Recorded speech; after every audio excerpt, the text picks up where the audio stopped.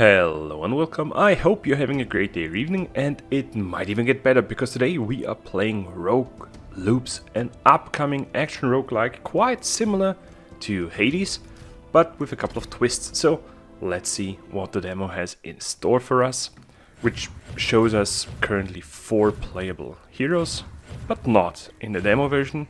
Here we only have 1 character.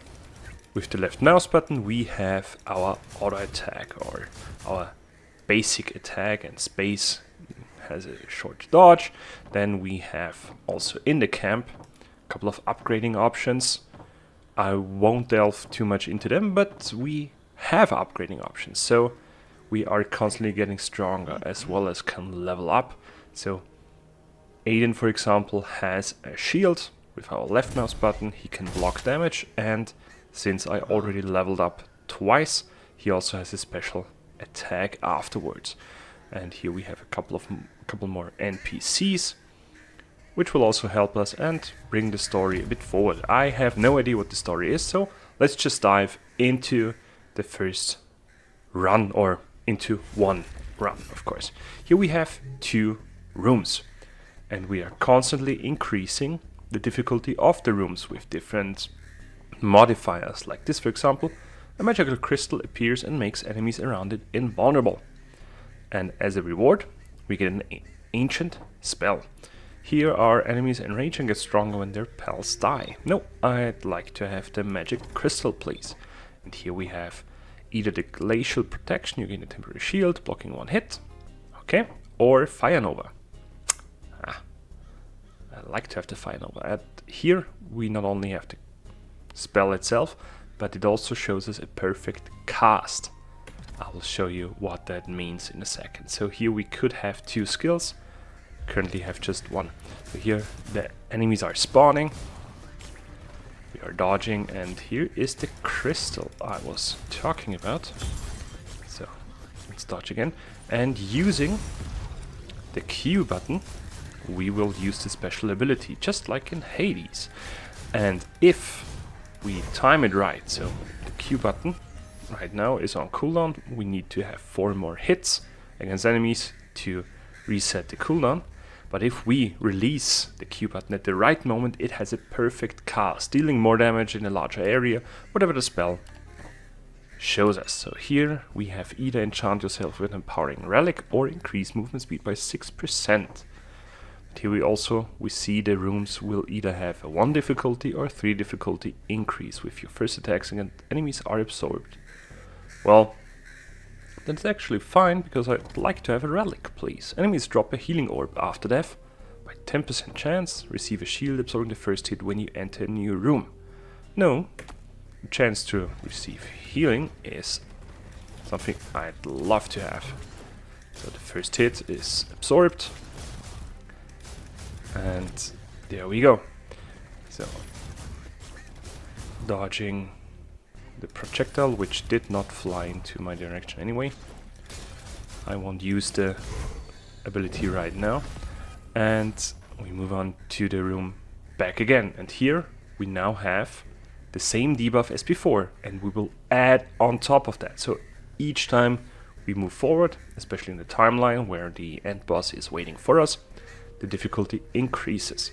So here we have blue essences. These essences we need to upgrade our character in the base. So for the run it doesn't help us. But what will help us: increase all spell damage by 14%. And exploding meteorites fall from the sky every so often. Sounds quite strong. Okay. Whoa. These are new enemies dealing melee hits. I got hit. Damn it.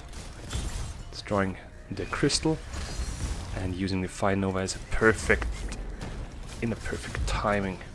Wonderful. I am skilled. Wait. So let's try it again. Perfect again. Wonderful. So I got the timing down to a T. And let's use the shield for once. I used it in the wrong way. Here we have cleared the room out again and move back to the second room again. Receive 1 soul. With this one we can level up, increasing, for example, the shield ability, or increase critical chance by 5%. Taking damage from enemies temporarily restricts vision. Just singular. Vision. Oh, I'm a moron. I should not have used that spell because the first hit is an enemy barrier, so they will block it. I should... Now I am doing it. Wonderful. That was the right... Jesus. That was a very manly sound I made. Oy. And dodged like a pro. Like a G6. And we move to the next area, and here we have... What's that? It's a parchment thing. I don't know what it's used for, but... Oh, this one is quite powerful. Healing plant. A magical tree sprouts. And... I did not read what the purple... totems are. I assume they also make our enemies immune, or... No, they are being healed. Okay, so that's not something I'd want, so let's destroy... Jesus! Can I be a bit better now, please? Dodging the beam from him. Oi. There we go. So what I want to do is destroy the totem first, so I have more room in this room, or more space in this room. We also see a yellow bar, or we saw a yellow bar above that spooky melee hitting spectre, I don't know what to call it. But as you can see, we can stagger our enemies if they have a red health bar. If they are yellow, they are being shielded against staggering abilities. Okay, so we are close to seeing the boss first, so I will visit the healing portal. Of course I will. I mean, my health is not that great, so let's just visit here, heal up, and jump back into the room section. And I think we have to fight one more time.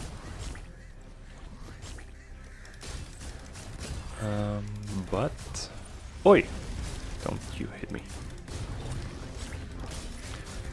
And then we will see the end boss. Well, the end boss of the demo, it has to be mentioned. Worth mentioning, I mean. Because there will be more bosses, of course, in the full version. So this one is basically just...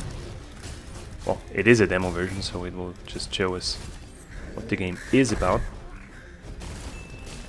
And I actually really liked the first boss I encountered. So let's move on. Okay, 2 more times. I will quickly skip towards there or fast forward there so you can see the end boss a bit sooner.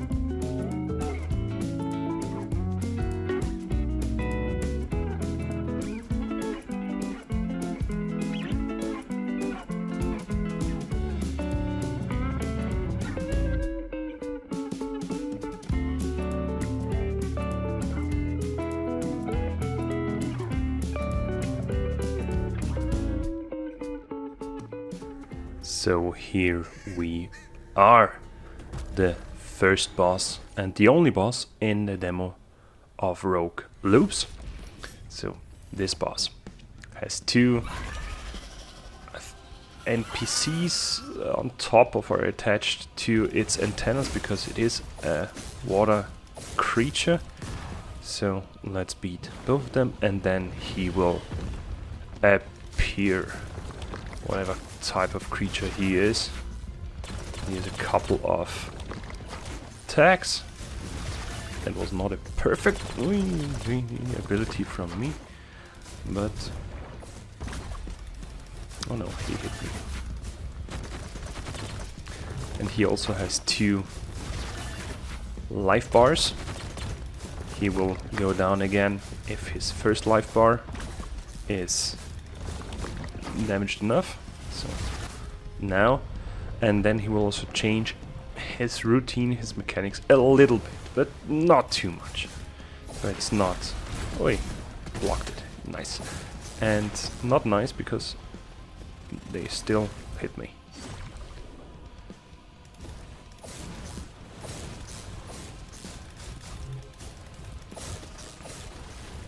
Come on. One more hit. Yeah. And here we are again. Yamarit, or whatever its name is. No idea how to pronounce that one. Yamarit. Still doesn't sound right.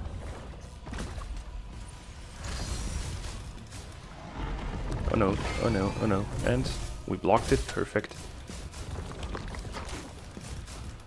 We could also dodge through it, which we'll have to do because the block is on cooldown now. Oi. Come on. Oh, that was close. But we've beaten him. We move back to the base where we can actually now use some of the currencies we gained. So this, for example, the souls to level up. And that is basically how the game works. So we level up and level up once more. And at level 8, 9, 10, at level 10, we will gain charge for counter with each attack. Aiden blocks with his shield. Okay. Becomes angrier. Yeah. Sounds about right. Anyway, I will now let you know what my thoughts of the game are. So first up, what I liked. The art style, similar to Hades, is one I really enjoy. The comic book style, mixed with weird creatures and actually good visual effects of the spells, really works for me. The combat system is fast, unforgiving and feels rewarding. It is incredibly satisfying going back and forth between the rooms, not getting hit at all, while pulling off great attacks and combining the few upgrades we get. Talking about spells, I really enjoy the system of timed spells and getting into a rhythm, which is more rewarding than by simply using the skills by button smashing. The fact that the difficulty of each room increases with our choice is just clever. We pick the hurdles for each room, allowing us to choose how difficult it should get. It therefore gives us more choice and freedom than to simply accept our fate when the RNG gods are not in our favor. The first thing I have to critique is that the talent tree we have is incredibly expensive. We farm essences with which we can buy talent points to invest. That of course works well, but in a demo I got 2 points after 4 finished runs. This, compared to the many levels we gain with souls, increasing our other ability, you know, the blue shield, feels a bit out of balance and grindy. That of course might change once the game fully releases. Apart from the few twists it does differently, I fear that this could be called a simple Hades clone and is put back on the shelf, which I would hate since I had a great time with the demo and am looking forward to it.